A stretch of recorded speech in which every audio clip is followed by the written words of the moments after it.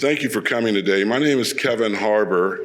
I'm the president of BizFed Institute. We want to welcome you to the first BizFed Institute and USC Executive Education Summit on the business impact on poverty and anti-poverty and homelessness.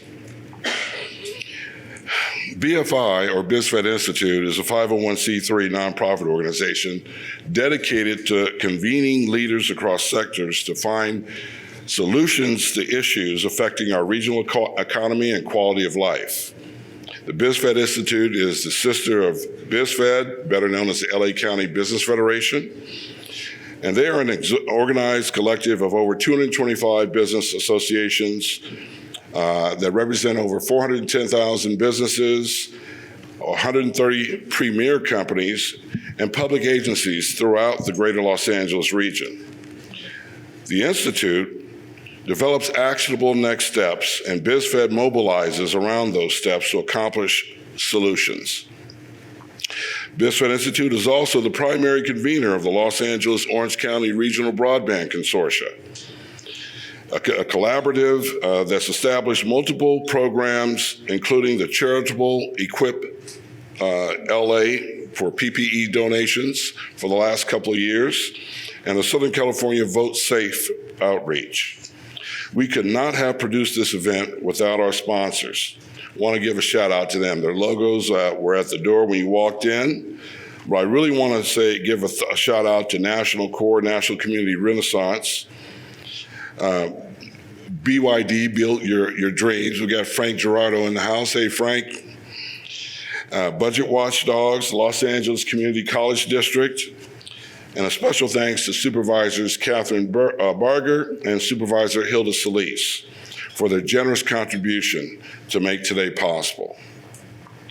So before we go any further, it's really important for you all that have shown up today. So let's give yourselves a hand, please. Give yourselves a hand. Now it's my honor to welcome our event partner and BizFed Institute board member, Professor Frank Zerunyan. Professor Zerunyan oversees the Executive Education Program at the University of Southern California, Price School of Public Policy. Professor Zerunyan, please step up and welcome your guests. Thank you, Kevin. Thank you very much. Kevin, really appreciate your words. First of all, let me welcome you all to what we call really hollow space and at USC, and particularly the Price School. On behalf of my Dean Goldman, who is actually out of town today, couldn't be here, but I'd like to welcome you all to the University of Southern California, and more specifically to the Sol Price School of Public Policy.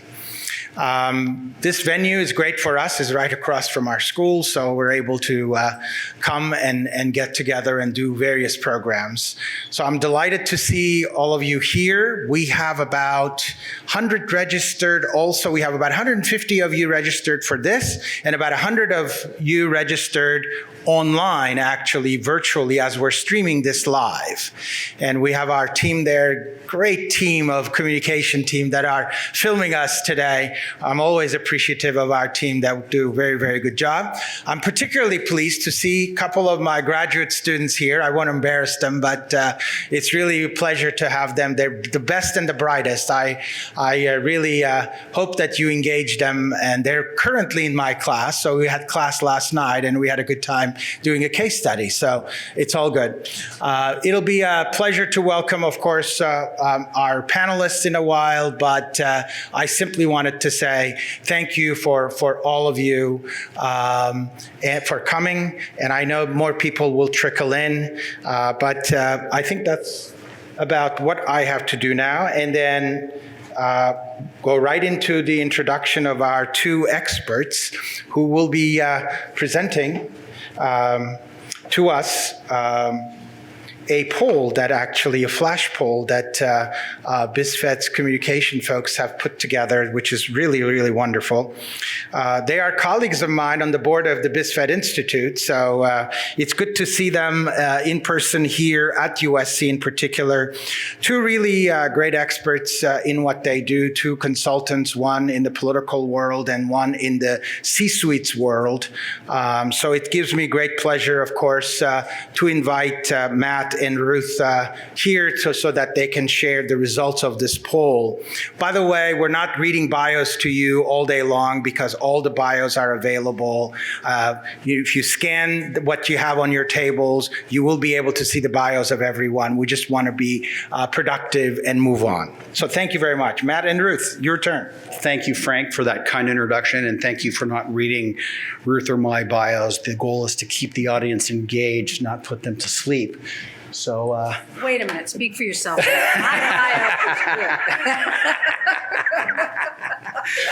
all right. So, as you know, for a lot of our BizFed Institute seminars, we have the capability of doing some polling of BFI members and others. We had 130 participants, which is reasonable. We could have done a little better, but for first one out of the gate, it's not bad. Just some initial findings that what the results that we'll preview indicate is that with, my master of the obvious statement of the day is that the issue of homelessness is one of a particular intensity for those of us in Los Angeles County. It evokes a lot of passion, and it's something that virtually everyone has an opinion on because we see it almost every day in our neighborhoods. The input that you will see clearly indicates that while there is some consensus on what causes homelessness, there's also no consensus on how to solve the problem. So we should make today a whole heck of a lot of fun. The results indicate that local government, and I will be kind here, has had a little bit of success in trying to deal with the homeless issue. I think that that's being very generous. And that in the open-ended responses, the passion that you will see is clearly conveyed in them. So with that, let's go to, the floor is yours. Thank you.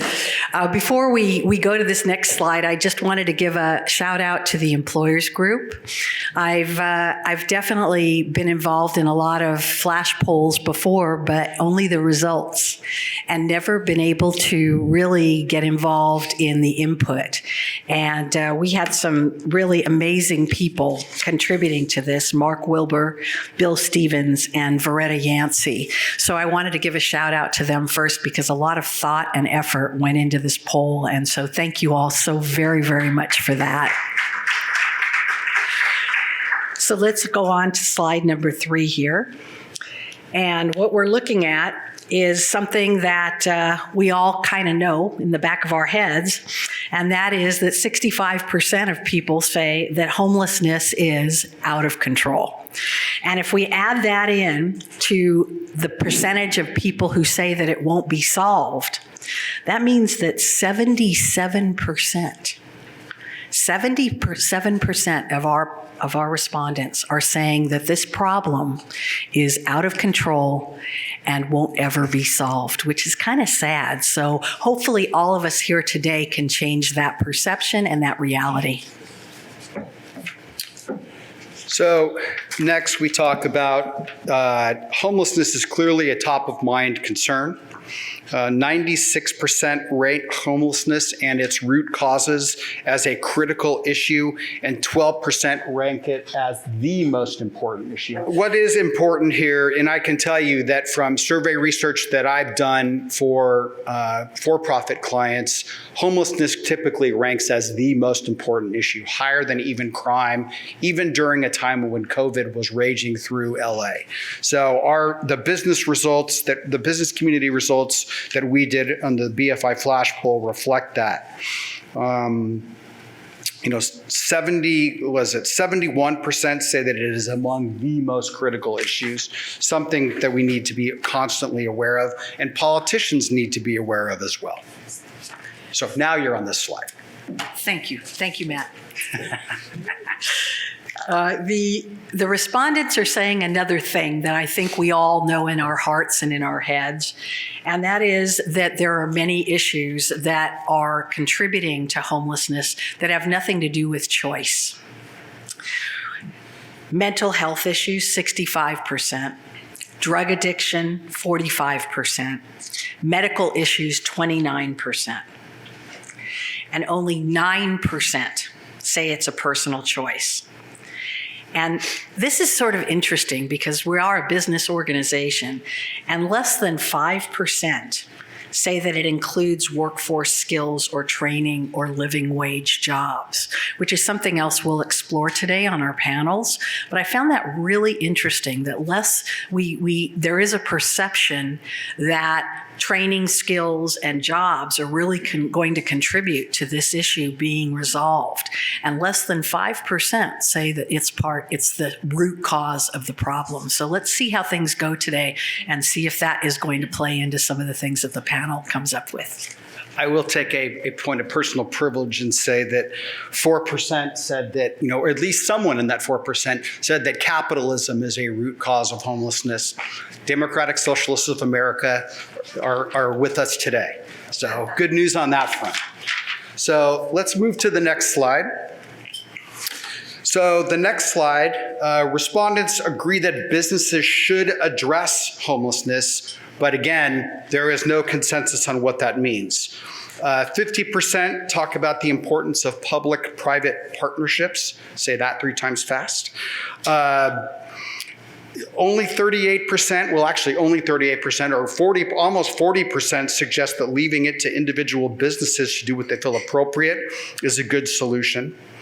So, again, results vary here, and I think that that's why today we'll really challenge people to figure out what an effective way to engage in this problem is.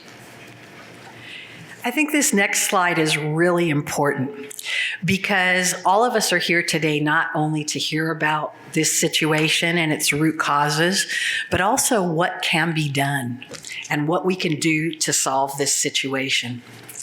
And respondents are willing to walk the walk. It's very heartening and take an active personal role in addressing homelessness and poverty. So our percentages include donating to charitable groups, volunteering, taking a leadership role in the community or in their particular businesses, or participating in a lobbying situation. Only 17% expressed that they would be willing to pay higher taxes, and not that that's necessarily the solution. As a political consultant, that's a great number to run a no on any homeless tax increase measure, by the way. Just in a sec. Jumping to the next slide. I'm not supposed to do that, man. So jumping to the next slide, so local government, again, will be charitable, has been moderately successful. 52% say that some existing programs have been effective. Be curious to know what those are. Hopefully we'll hear about them today. Fully a third of those surveyed said that none of the existing programs have been effective. That should send warning signs to anyone running for public office that the status quo is failing us. So I think it's worthy to note that 130 business leaders from a wide range of industries participated in this poll. And when we take those 130 business leaders from the wide range of industries, we see that very, very few of them have a direct role in addressing the issues of homelessness and poverty and making the level of recognition, its importance, even more significant, which, if your glass is half full, like mine often is, it leaves us a lot of room for opportunity to improve. So let's try to look at it from that regard. There were a lot of open-ended comments in this poll as well. One of the open-ended comments is that homelessness has been industrialized in our society, and it now provides thousands of jobs, not to the homeless, but to the people who are trying to manage this situation in our city. Being unhoused is not a crime. Another comment, encampments in pathways need to be managed. I think we all could have agreed on that. Bringing back the necessary services that have fallen to communities or law enforcement is essential. And that's one of the key takeaways we're going to speak about today on our panels. The business community needs to better support tenant protections that prevent homelessness, even if it means a little bit less on the profit side. City leadership, this is just an open-ended comment that was on the poll, is lacking. And the city regulations make cost to build outrageous for affordable and homeless housing. And they did use the word outrageous. Don't put the responsibility to solve the problem on business. They did not create this problem. They should participate if they want to, but not out of obligation. Address mental health issues with statewide mandatory treatment facilities, just not in my backyard, right? Inpatient and outpatient facilities. I won't read the remainder, but a couple of key ones. The present systems are designed to fail. I think the classic example of that is LASA. If you wanted to design an agency that is more inefficient, that nobody actually knows what it really does, LASA is your case study. I'll leave higher taxes are not the answer. 20%, 17% of the poll, round up to 20 to keep the math easy. Just a couple quick summaries. Highlight complex problem, leadership failure, problem is getting worse among the top concern of voters, which leads to every candidate running for office this November needs to talk about homeless. If you support the status quo, I think that's a danger sign. So I think today, any candidates in the room, you'll get some real innovative ideas about what's working and hopefully something new that we can bring to the Los Angeles area, because we are, unfortunately, the nation's homeless hub. And that's not a title we wear proudly. So in closing, keep all these results in mind. Thank you again to the employers group. Really, really great questions, great answers, and a great job compiling this. As you can imagine, it is not easy, and certainly not for the faint of heart. So let's keep all of these answers and thoughts in mind, not only with our questions, but as we share some perspective from the panelists as we go forward. So thank you very much. Thank you. Thank you. Matt, Ruth, thank you so much for that great presentation. We appreciate all your work as program committee co-chairs for BizFed Institute. You folks probably have seen Matt on TV as a political strategist for campaigns over the last several years, and Ruth is a owner and executive of DDC, and she does a lot of our graphic design, marketing materials, great person. I convinced Ruth to come out of the safe space of being board secretary to a more active space. And she thought I was demoting her, right? And I said, no, you're opinionated. We want to get your opinions out there, which speaks to what we are all about. There are always opinions on both sides of the aisle. It's important for everybody's opinion to be heard. And, the two folks up here, they'll share their opinion for sure, as you know. So thank you so much. I appreciate your support and work. I now have the distinct pleasure of introducing our first keynote address, Carrie Morrison. She's the founder of Heart Forward LA, a nonprofit organization dedicated to transforming the mental health system. Carrie has a background in business, nonprofit, and government systems with 22 years as a leader of the Hollywood Business Improvement District. That's a long time. She services also the Los Angeles Homeless Service Authority. Carrie, please come up and join me on stage. Thank you, Kevin.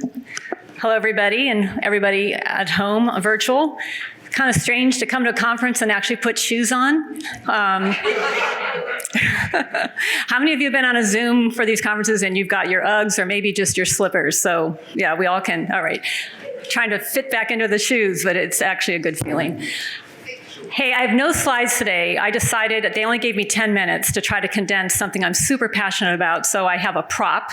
You can kind of wonder about that. And I'm going to try to paint some word pictures for you. And yes, I did manage Hollywood Boulevard for 22 years. And so you may wonder, why is it that I'm up here talking to you about mental health policy and system change? And this is an encouragement I will have to you as members of the business community.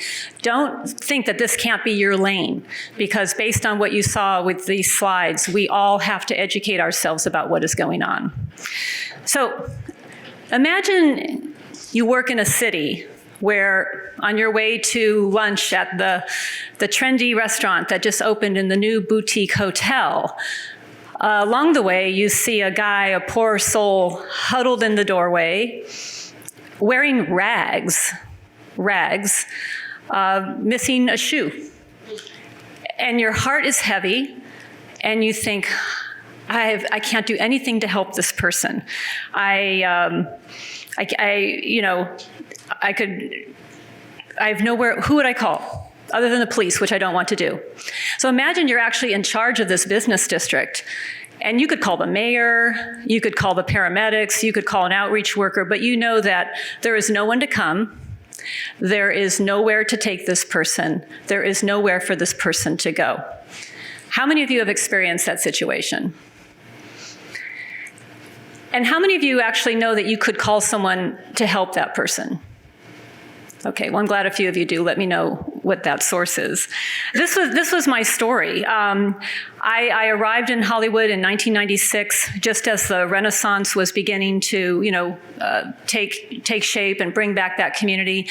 And I like to say that the juxtaposition as the cranes were rising in the air, the condition on the streets became more miserable.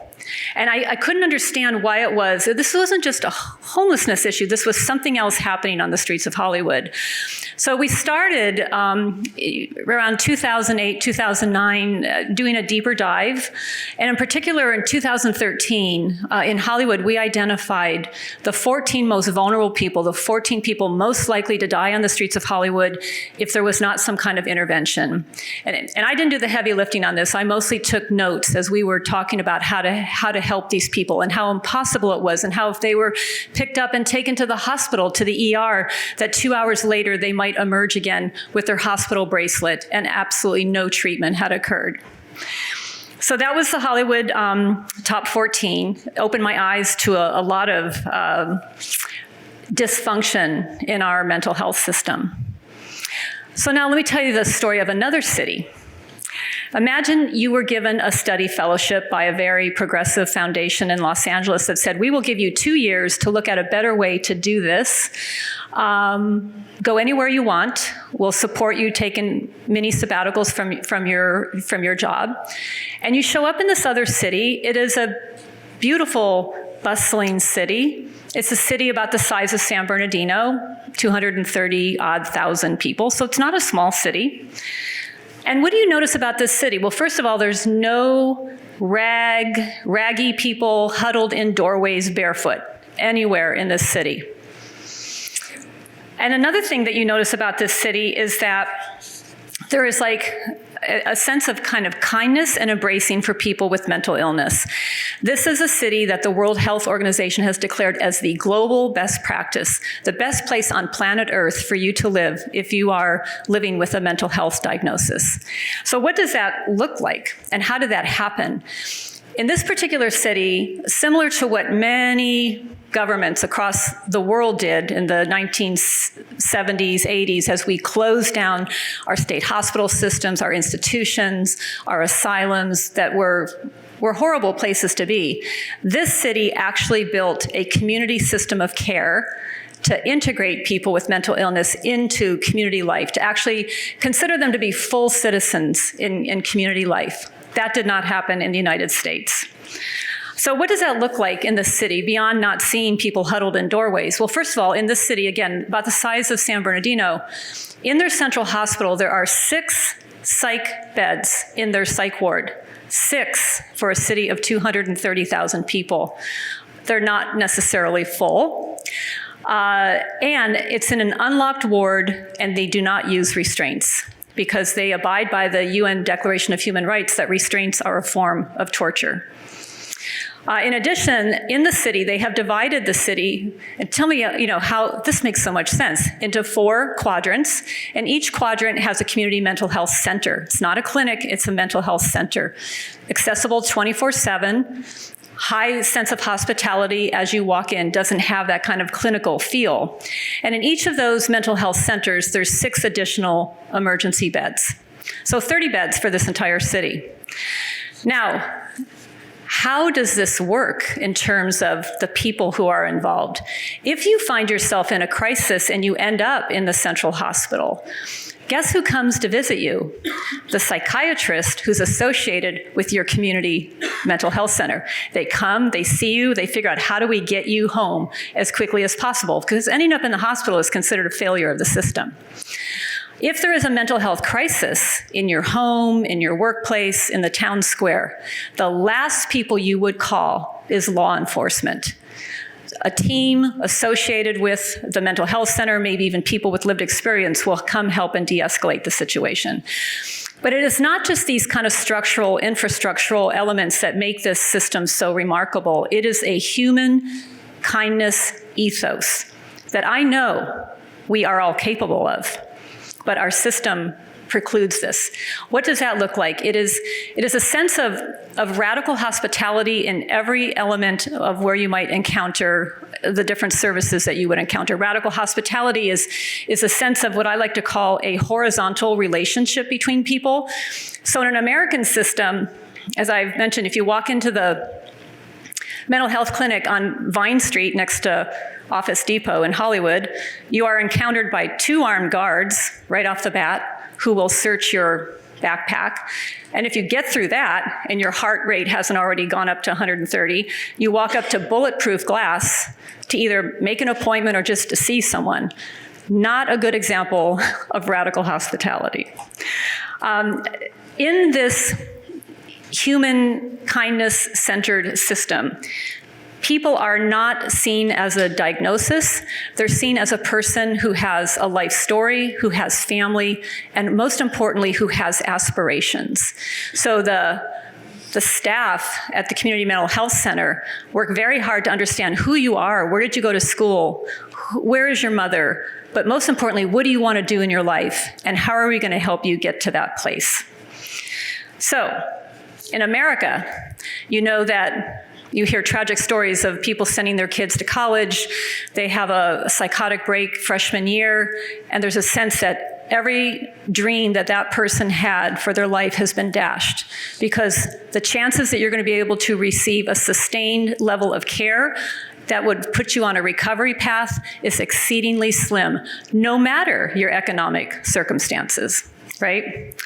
So, imagine coming back from that city, back to our city, thinking, well, this would just be impossible to do here. But the thing is, what I saw haunted me. Our city, of course, is LA, it's Hollywood, it's every city in the United States because of the way our mental health services are structured. The city I'm referring to is Trieste, Italy. It is the city that represents the North Star for the entire world of a radical approach to human dignity, human kindness, and human rights in treating people with mental illness. So, once you've seen Trieste, you cannot shake it. You cannot forget it. And this is my prop. When I received the fellowship, it's called the Stanton Fellowship a couple years ago, they said, Carrie, you have 2 minutes to tell the group what is going to be the nature of your inquiry.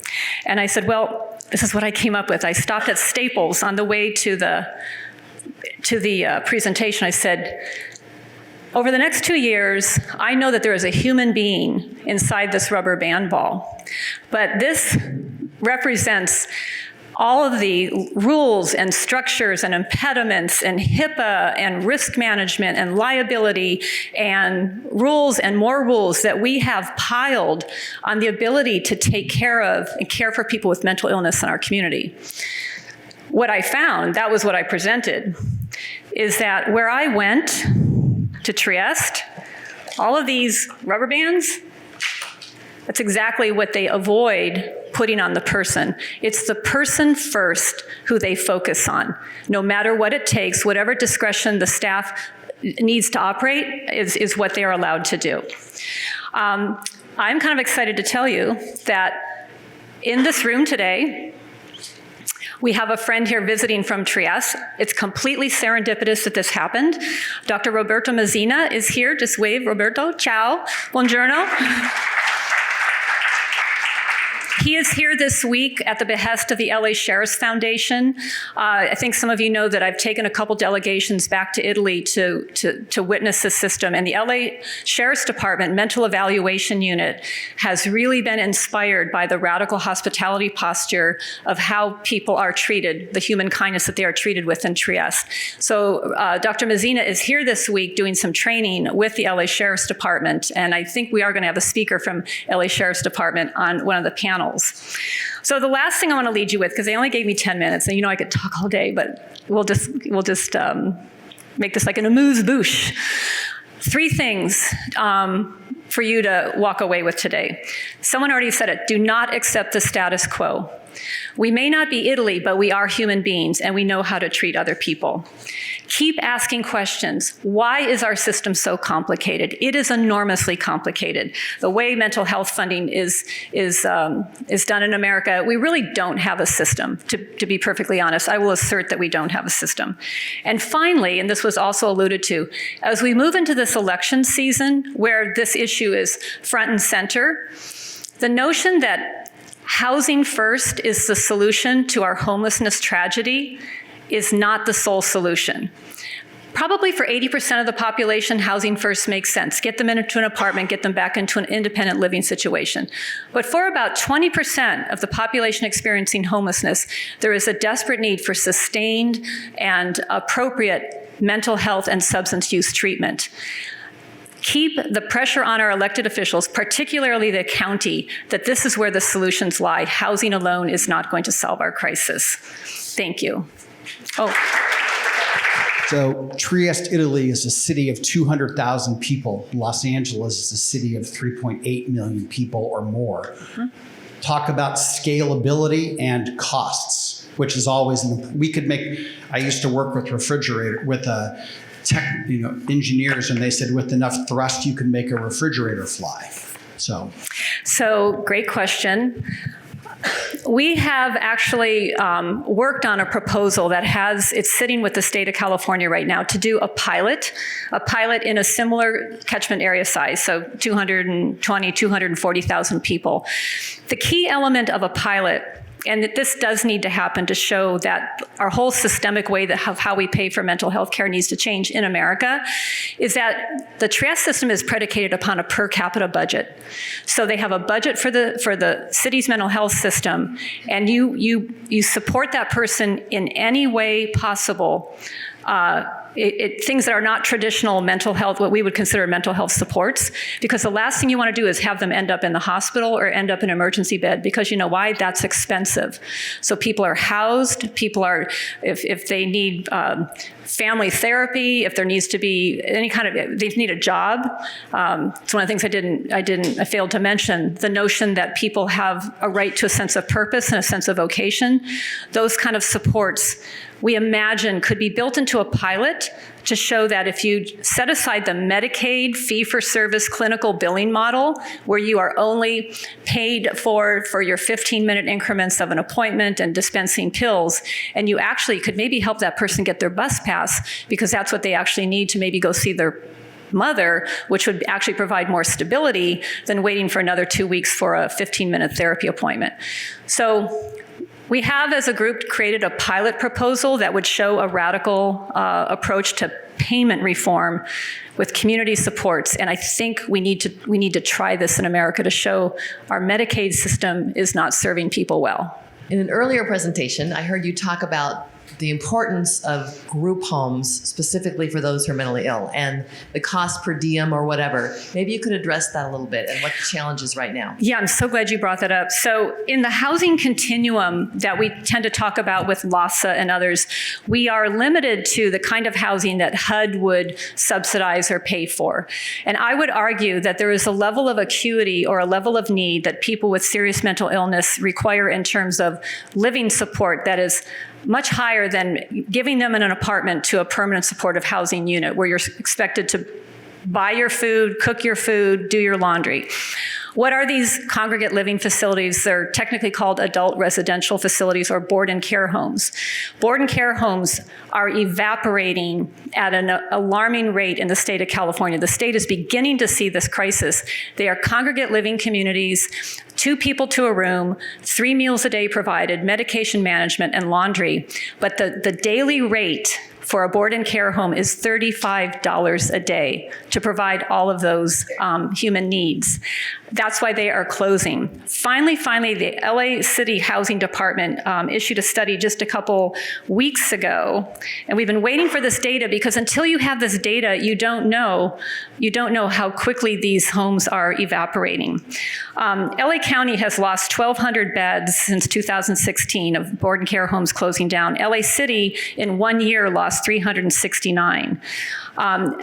This was the best statistic out of that report. When you look at the homeless population on the streets of the city of Los Angeles, which is like 42,000, it was estimated that 20% of that population would benefit from a type of housing that has higher provision of human needs than permanent supportive housing. That means that we would need about 5,700 of these beds in LA City. That is not in the Triple H pipeline. That is not in anybody's pipeline. And absent those kinds of beds, we don't have appropriate places for people with serious mental illness to live. Wow. Thank you, Carrie. We really appreciate your presentation and setting the table for how we can find real solutions on and work together on addressing this problem.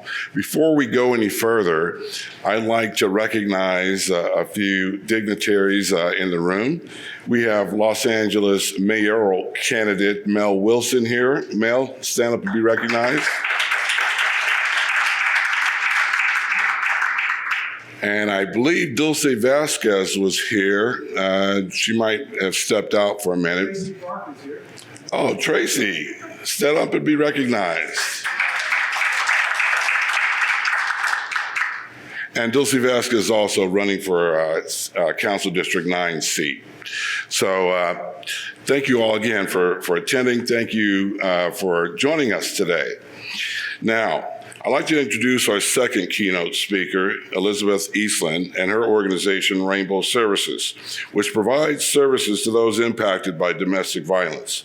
She's joined by DV Homeless Services Coalition advocate and community leader, Lorraine Cantley.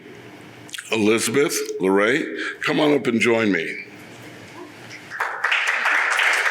This is my very first in-person presentation in over 2 years, so bear with me. And I'm so happy to be here this morning and to be invited to speak about domestic violence and homelessness.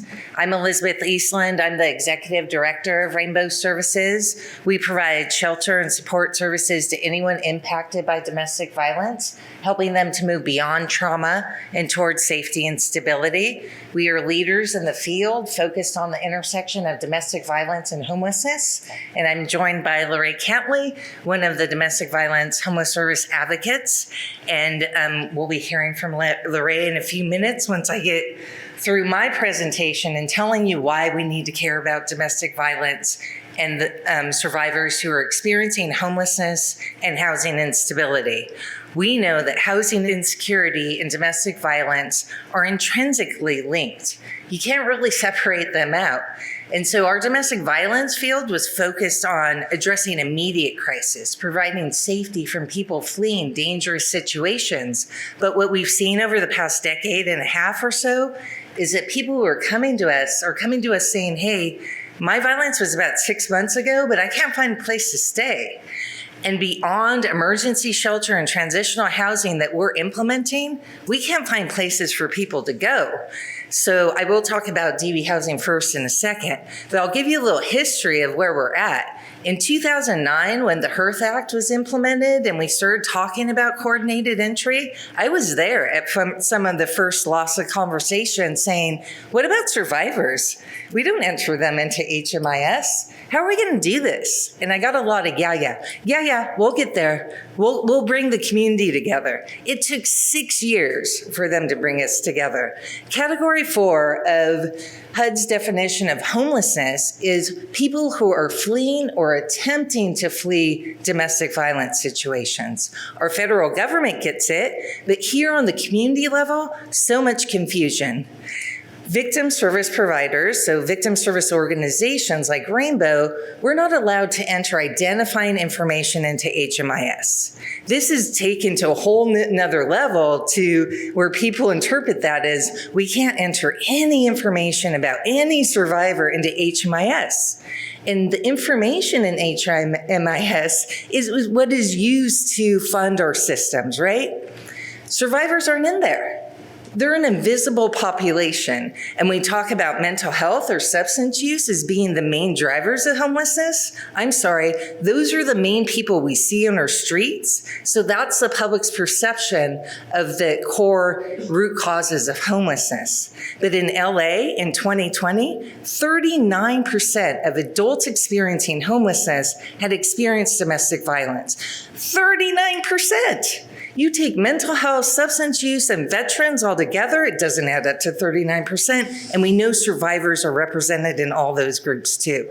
This isn't about give us more money or take away from them. We need to help our entire community. And what I'm saying is, if you focus on family violence, we will get there.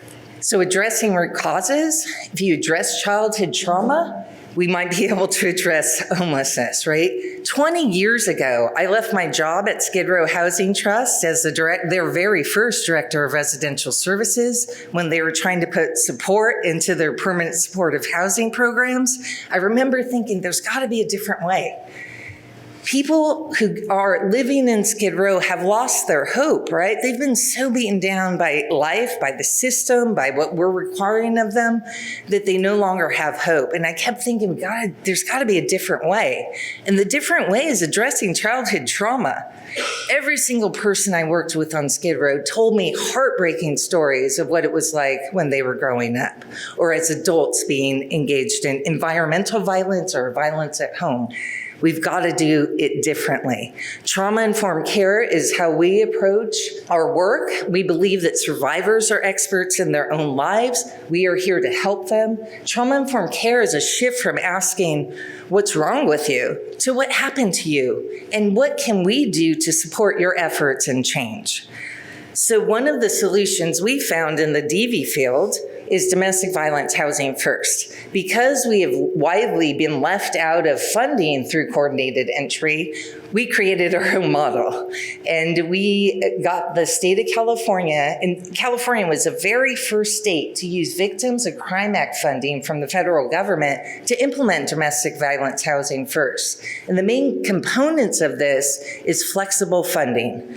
What kind of support financially can we give to survivors to ensure that they are staying housed?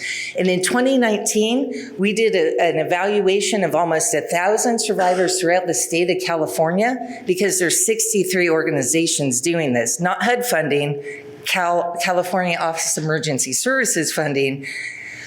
1,000 survivors, 58% of survivors were prevented from becoming homeless with these funds. And of that group, over 40% stayed in their own home, which challenges our belief in the domestic violence field that you have to leave your home to find safety. We don't want to do that. So lots of information here. I really just want to wrap this up by saying, we've built systems that are hurting people.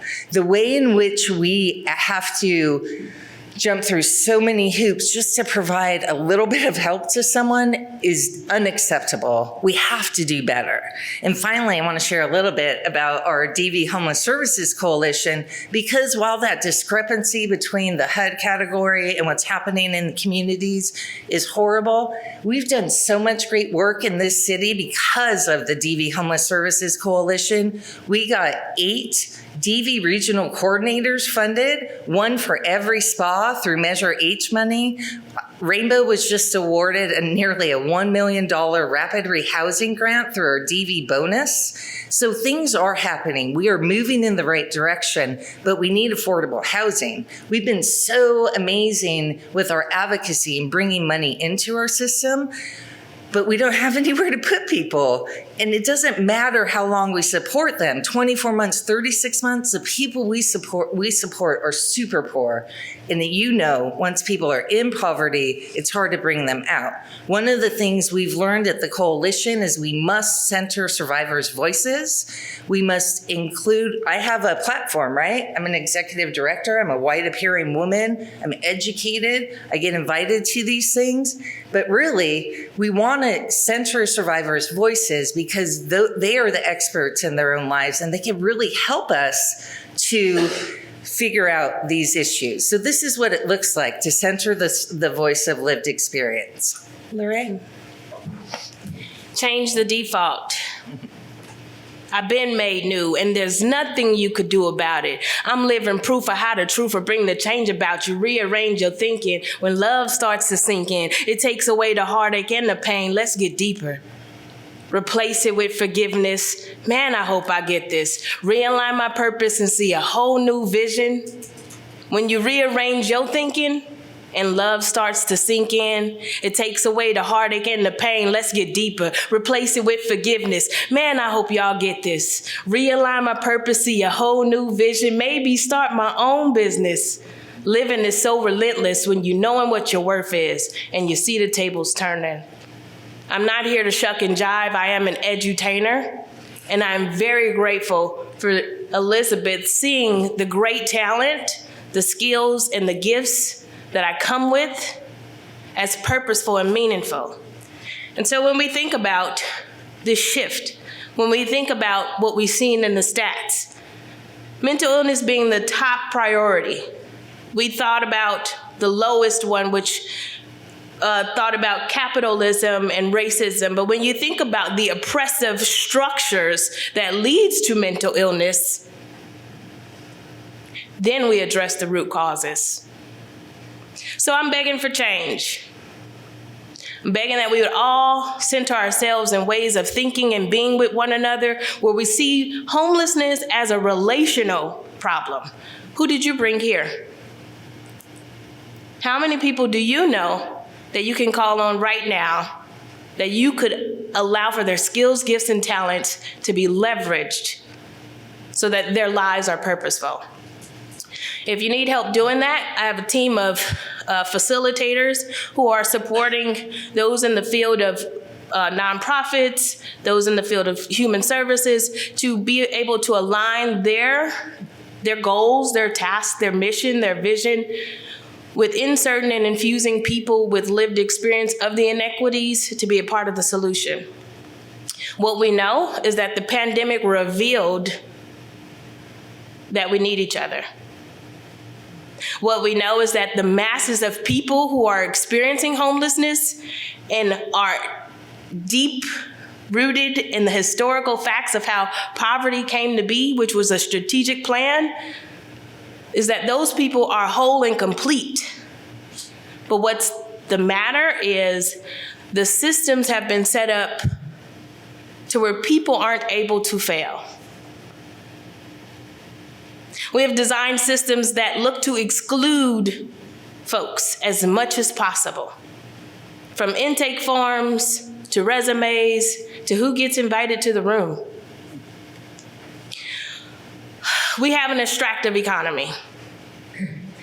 It extracts from the souls of the people, and what you do to the people, you do to the land. What you do to the land, you do to the people. What I'm asking you all today is to just transition by partnering with people who live closest to the impacts of inequities. Let's make a cooperative economy.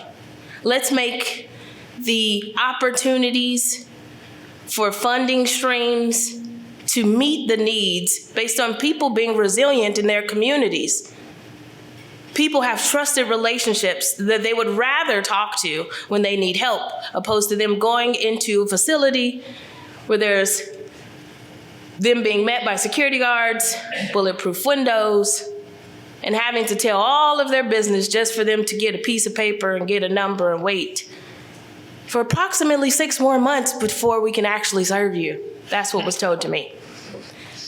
What we know is that systems are doing exactly what they were meant to do.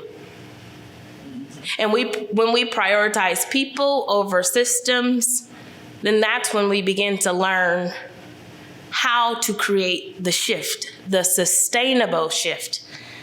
And so we do that through looking at the 5 domains of well-being. There's social connectedness, stability, safety, mastery, meaningful access to resources that matter to the people. Full Frame Initiative, which is my position as centering community and well-being, we look at ways in which we can leverage what people are coming in the door with. So we don't ask the question of, what's wrong with you? We ask the question of, what do you have? How can we leverage that? What matters to you? How can we allow for that to infuse in the way in which you get to partner in the systemic change and even drive systemic transformation? And so there's a way to get well-being oriented, and some of you may already be there. I encourage you to take out your phones right now and look at the Full Frame Initiative. There is a boot camp that is put together for folks to be able to see how your work, your team, your organization, your system is either contributing to the factors that extract from people or how it's being innovative and allowing for the change to be existing. Another way to be able to do this is, again, to cooperate. What we know right now is that systems pin us against one another. It's competitive. We have to take away from this very important thing for us to invest in this very important thing, but where's the cooperation? And so there's the organization Collective Remake. I don't know if you all are interested in the ways that your business can transform from a sense of let me participate in the hierarchical model into a collaborative model. You can become a cooperative. Collective Remake can help you do that. And why I consider cooperative economics, I do it because they function off a value and principle system where they are considering people. They're considering the concern for the community. They're allowing for people to be responsible in the sense of being able to say, hey, this thing that I need, I want to share it with you because I think you could help. And instead of them being looked down upon and fitting into this social structure that because a person needs help, let me see them as a charitable act. But if your liberation is tied up in mine, then we'll stand together. Mm-hmm. And lastly, I'll say, let's change the default. There's nothing more humbling than to sit at the feet of someone, looking up at them, asking them for change. If you don't believe me, try it. And at the center of our hearts as human beings, we have an innate drive to provide service. But what the system has done, it has numbed us till we get to protect ourselves and protect our businesses and do this with policy and do this with practices. When in fact, businesses and communities should be looking at ways that they could uplift grassroots efforts and put forth their funding to help the people who get up every Tuesday and Thursday to stand in the food line to make sure that their neighbors have that box of food that may not be the best quality of food, but they too are still trying to figure out how their dinner is going to be put on their table. There are people in the community, trusted relationships in the community, who would not have to stand in any line for supplemental income if there was pathways for finances to get directly to them as we partner in this relational matter that has allowed for homelessness to be the largest crisis. And so again, I'll say change the default. Because yeah, it's a shakedown and I've been laid down, but watch how it come round. Here is my agreement that I won't stop reaching my students, my teachers, change makers and seekers. It ain't just me speaking, I'm pleading for peace on the blocks and these streets. For the kids, I got thought, I got heart, I got these. And in the years that I was taught, that it was set by default for the hoods to get caught up. And see, that's how I was brought up. And so I put my pain on the side, I took my faith and put it in drive. Let's change the default, because homelessness is a relational matter. Who are you bringing with you? Mm.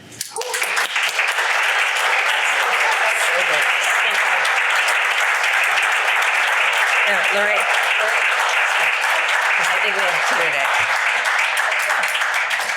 I think you can all understand why I go first. I don't like to follow Lorraine. I learned that through our many experiences together. So I understand we may have a few more minutes left for questions. And I will just make a recommendation to whoever put the poll together this morning. Please don't lump survivors in with veterans.